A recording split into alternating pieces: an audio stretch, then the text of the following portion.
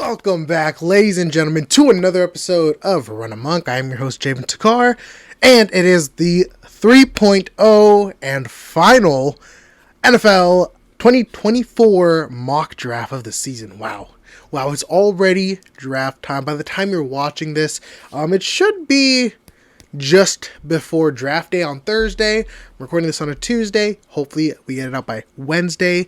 And so yeah, this is going to be the final mock draft. So sit back, relax. This one I went a little wild on, I will not lie.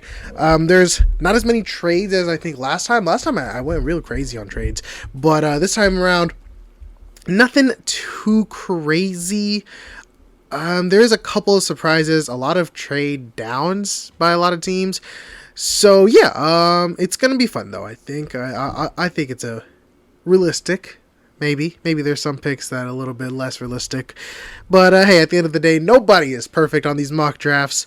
So everybody is just playing a guessing game here, because we never know truly what these teams, what these GMs, what these coaches want out of these players, despite all the rumors, despite all this, despite all that. So number one overall, it's Caleb Williams. We've known since the end of the season. We've known since during the season. Caleb Williams to the Chicago Bears. Point blank period. Number two, the Commanders. Still a little bit of a toss-up. We got some reports that Jaden Daniels doesn't want to play for this team. I still think it's Jaden Daniels despite all that. Just the talent is there. I don't think Washington misses out on that. That brings me to third overall. The New England Patriots. They've said they haven't been wowed by any picks yet. For trade offers. That's just what they say. I did have the Minnesota Vikings picking up that phone, sending over all the picks, selling the kitchen sink, coming up to number 3 overall to take Drake May, and I think that this fit is just amazing. This is where Drake May can really shine and develop into the receiver that we think that, or the quarterback that we think that he can become. So, yes, the New England Patriots get out of that top 3. Fourth overall pick, the Arizona Cardinals. I was debating on having them trade down, but I do think if they just settle down with Marvin Harrison Jr., you just go best player available. Fifth overall, the Los Angeles Chargers. I know that there's been reported that they really want to get out of this pick, but when Malik Neighbors is sitting right there, I don't really see the point. I think that Malik Neighbors is, he's closer to Marvin Harrison than he is to Rome Odunze. Let's put it that way. In any other draft class, he's probably the receiver 1, and the Chargers desperately need receiver help. I mean, I don't know any other position group that is worse than the Chargers receivers. So I think just get Justin Herbert some help. But if they do trade down and they do want to maybe take a shot at Rome Odunze later on, take a shot at Brock Bowers, I could see that working out as well. Sixth overall pick, the New York Giants are sitting here. No Neighbors, no Harrison. You could go Odunze, but I actually had the Patriots trading up from pick 11 to pick number 6 to pick up J.J. McCarthy. Now, the Minnesota Vikings have 2 picks in the first round. They got to trade both of those to get up there to number 3 for Drake May. So just keep that in mind. The Patriots, I didn't have them having to give up that pick number 23 to move up to number 6 here with the Giants. I just kind of saw it as the Giants kind of upset. They just want some more time. They're scrambling. They trade down to number 11. 7th overall, Joe Alt to the Tennessee Titans. This feels like the most lockety-lock pick in this entire draft class. That's like the safest thing. No guess, no pick is safe, but that is like a pretty surefire. I think so.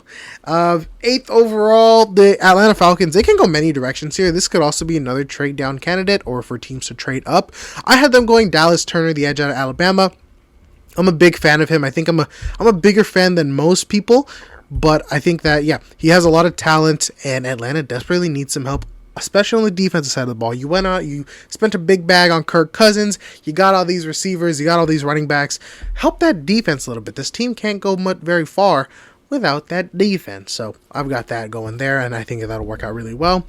Speaking of the edge rushers, at number 9, the Chicago Bears back on the clock, going Latu. Very potentially could be the edge 1 in this class. All the talent is there. The injury stuff that I always bring up, it hasn't really been talked about too much since the combine. So I think that he could go higher than a lot of people are thinking. And I think the 9th overall, pairing him alongside Montez Sweat would be really, really nice. They could also go Roma Dunze here, which I actually have Roma Dunze as the next pick, 10th overall to the New York Jets. I would like to see them go like Talise Fuaga or Olu Fushanu here to build up that offensive line after what the mishap with Aaron Rodgers last season. But I feel like to make Rodgers happy, he doesn't really care about the offensive line. He just wants to cook downfield. He just wants his guys to get open. And pairing up with Dunze with Garrett Wilson, that is dangerous. That's going to be nasty. That should be illegal in all 50 states. But it is what it is. I think that'll be a really good fit, though, overall. Number 11 here. So remember I had the Giants here. I still really had no idea where the Giants go because Dunze just got picked. So I had the Colts trade up here. Because the Colts can do many things in this position. They could go cornerback, which is a big position of need for them. But I had them going tight end Brock Bowers out of Georgia. I would love to see what Shane Steichen can do with Mr. Brock Bowers. Georgia had him all over the field, on the line, outside, slot, running back. He was everywhere. I feel like Shane Steichen can really bring that. And they need some more pass catchers outside of Michael Pittman. Yes, they got Alec Pierce. Yes, they got Josh Downs. You get another elite guy, and it'll take some load off of Michael Pittman as well. And it'll only just help Anthony Richardson, of course. That'll be one of the most fun offenses to watch in the entire league with Bowers in the mix there. 12th overall here, the Denver Broncos. Who everybody was mocking them to get a quarterback, trade up, this and that. See what happens. They totally ruined my 2.0 mock draft because literally the day after posting that, or the day of posting that, they traded for Zach Wilson. Now, I can very well still see them getting a quarterback in the later rounds, though. I don't see them going quarterback in the first round, especially with all the other holes on this team. They could go edge rusher. That is another big position of need. I have them going Terrion Arnold to help and kind of keep Pat Surtain in the loop as well. An Alabama boy. I feel like that could be a kind of no-fly zone 2.0 type deal. And so, yeah, I like that pick a lot. 13, I had the Raiders going Olu Fashanu. 14, I had the Saints going Talise Fuaga. Both those teams desperately need offensive line help. The Raiders got a little bit more holes. They can go cornerback as well. But I think that tackle would work out well. And then the Saints tackle room is horrid, so I got Fuaga going there. Even though he could kind of be more of a guard, you can flip-flop those and it'll be fine. 15 overall, finally the New York Giants are on the clock here, and they are going to make a pick. They're going to take Brian Thomas Jr. out of LSU.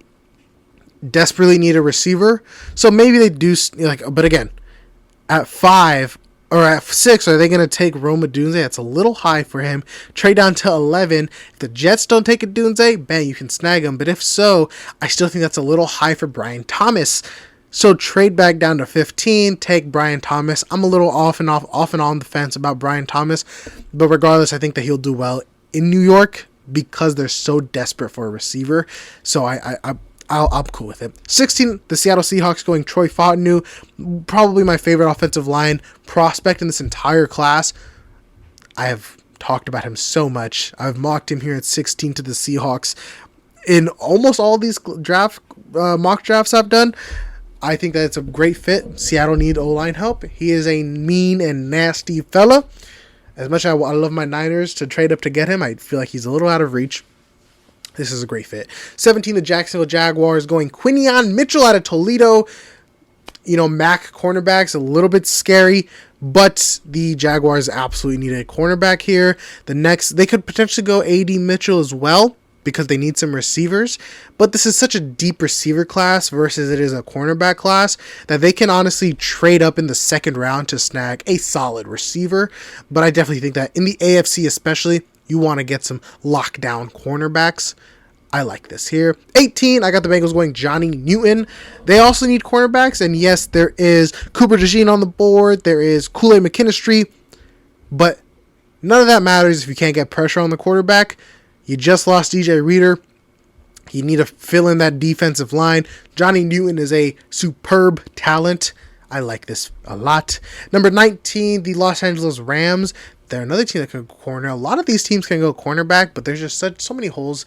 I got them going Jared Verse here, edge out of Florida State, to build up that defensive line. He's not going to replace Aaron Donald, but, you want to still put some pressure on the quarterback. They got Tre'Davious White in free agency. So they made a lot of moves in free agency to fix up the secondary, so I don't really see them having to go draft a young guy here.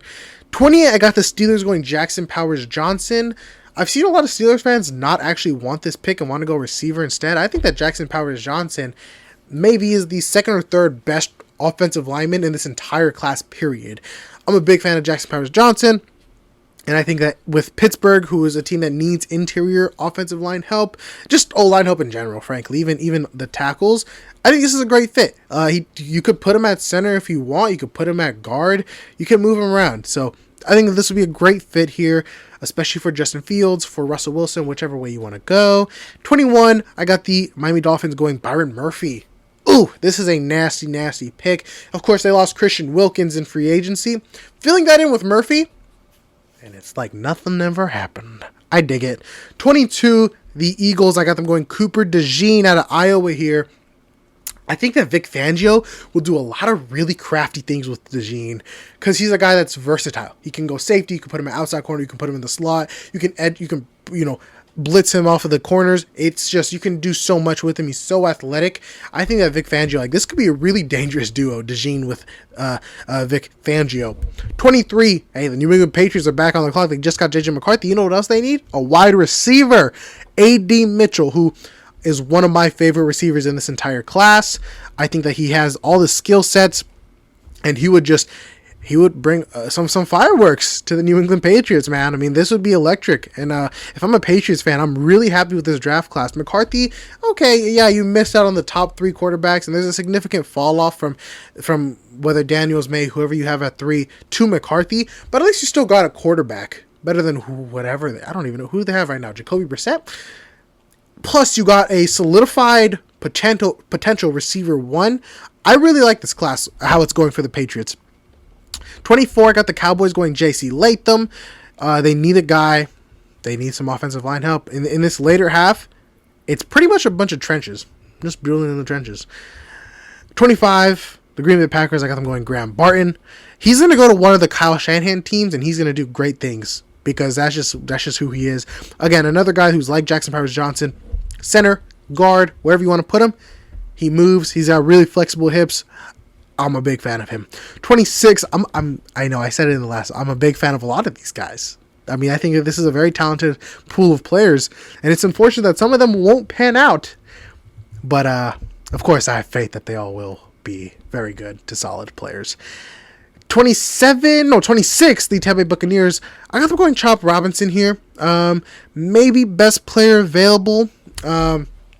I'm a big fan of Chop, though. I really feel like he can sneak his way into the early 20s as opposed to 26, on the verge of the late 20s. But, Chop Robinson or the pick who have at 27 here, the Arizona Cardinals going Darius Robinson out of Missouri. I can see those getting flip-flopped.